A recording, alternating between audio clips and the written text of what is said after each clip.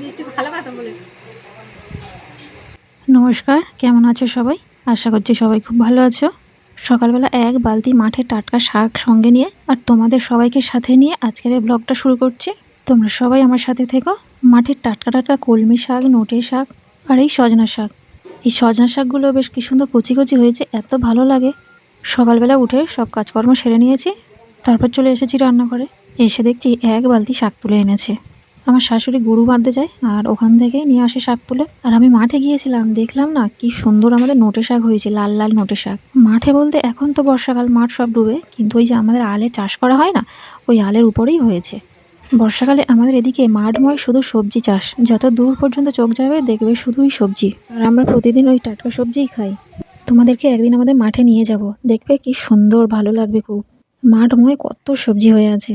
আর কলমি শাকগুলোও দেখো মাঠে হয়েছিল, কি সুন্দর মগমগ করছে একদম।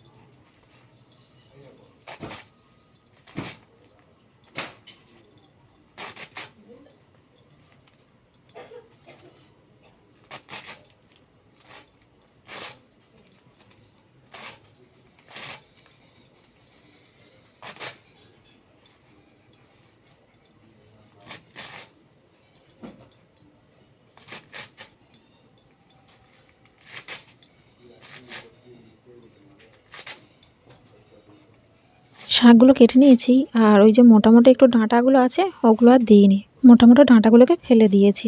একটু বড় বড় হলে রেখে দিতাম, চচ্চড়ি করলে বেশ ভালো লাগে খেতে। আবার খাওয়া হবে।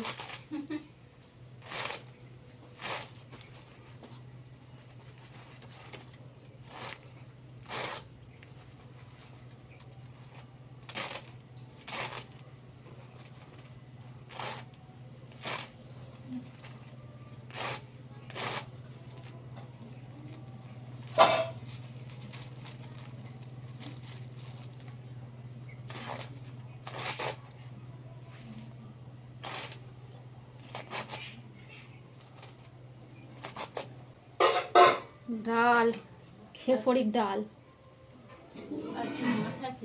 মাছ তো আছে, কিন্তু করবো কি ভাবছি।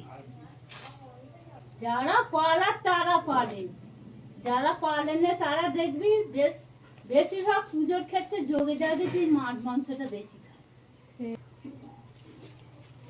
আমাদের ওদের দেখেছি বড় কাছে পুজো দিতে যাবে, তাই মাংস ভাতকে বলবে বাবা। হ্যাঁ, মানুষ তো পারে না তো।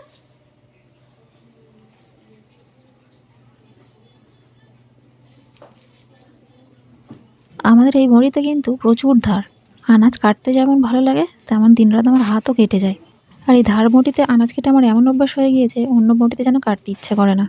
এই বটিটা আমার ননদিনে দিয়েছিল, বেশ কয়েক বছর হয়ে গিয়েছে, কিন্তু ধার সেই একভাবেই রয়ে গিয়েছে। আর এই বটিতে তো শাক কেটে যেন আরও আরাম, ফ্যাঁস ফ্যাঁস করেই কেটে যাবে। দেখো, গল্প করতে করতে আমি এক চৌড়ি শাক কেটে নিয়েছি। শাকগুলো কাটা হয়ে গিয়েছে, এবার চৌড়িতে তুলে এনে ধুয়ে নিই। আর এতগুলো শাক কাটতে কাটতে বেশ অনেকটাই বেলা হয়ে গিয়েছে। চলো এবার ভাতটা বসিয়ে দিই। শাকটা ধুয়ে এনে, চালটা ধুয়ে এনে ভাতটা বসিয়ে দিয়েছি। আর এই বর্ষাকালে উনুন ধরাতে ধরাতে 1 ঘন্টা লেগে যায় প্রায়। তোমরা তো দেখেইছো, বারবার উনুনটা আমার লিভে যায়। তো যাই হোক, ওদিকে ভাতটা বসিয়ে দিয়েছি, আর এদিকে রেশনের চাল নিয়ে এসেছে। দাঁড়াও খুলে দেখি চালটা কেমন দিয়েছে।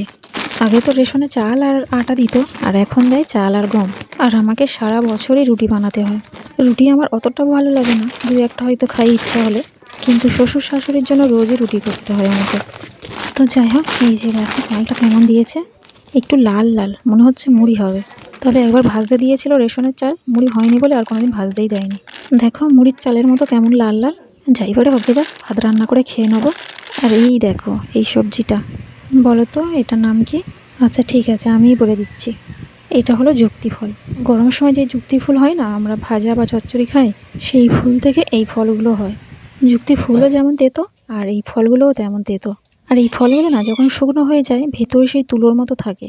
শুকনো হয়ে ফলটা ফেটে যায় আর ভেতরে বীজ থাকে আর তুলোর মতো থাকে, সেগুলো চারদিকময় উড়ে বেড়ায়। এর খোসা ছাড়ানোর মতো কিছু নেই, ওপরটা একটু হালকা চেঁচে নিচ্ছে, একটু ভালো করে ধুয়ে নিলেই হয়ে যাবে। আর দেখো কাটতে কেমন আঠা বের হচ্ছে, টাটকা না, সবে তুলে নিয়ে এলো গাছ থেকে, সেই জন্যই আঠাটা বের হচ্ছে। ফলটা চেলা করে যে ফলের মধ্যে বীজটা থাকে ওটাকে ফেলে দিয়েছি, ফেলে দিয়ে কেটে নিয়েছি। তবে ওই যুক্তি ফল কটা একদিনে রান্না করব না, 2 দিন ধরে করব, না হলে যা তেতো, বেশি দিলে খাওয়াই যাবে না।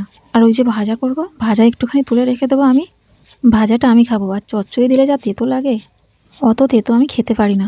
যুক্তি ফুলও তাই করি, যখন যুক্তি ফুল রান্না করি আমি আমার জন্য খানিকটা ভাজা তুলে রেখে দিই, তারপরে সবার জন্য চচ্চড়ি করি। কেননা চচ্চড়ি করলে যা তেতো লাগে অত তেতো আমি খেতে পারি না।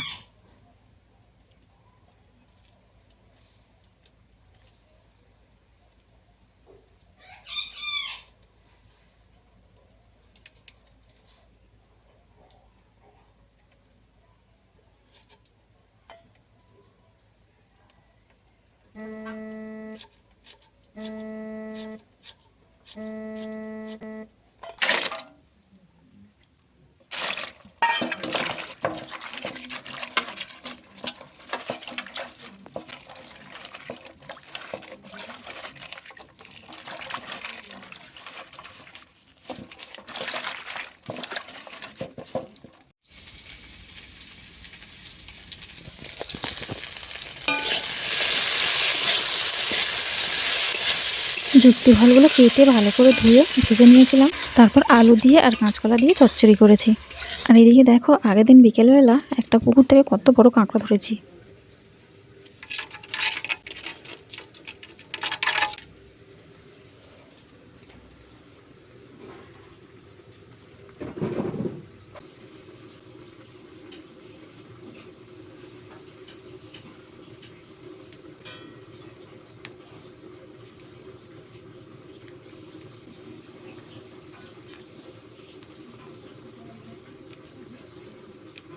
কাঁকড়াটা এত বড় যে ভাঙতে আমার ভয় লাগছিল, একবার কামড়ে দিলে আর ছাড়বে না সহজে।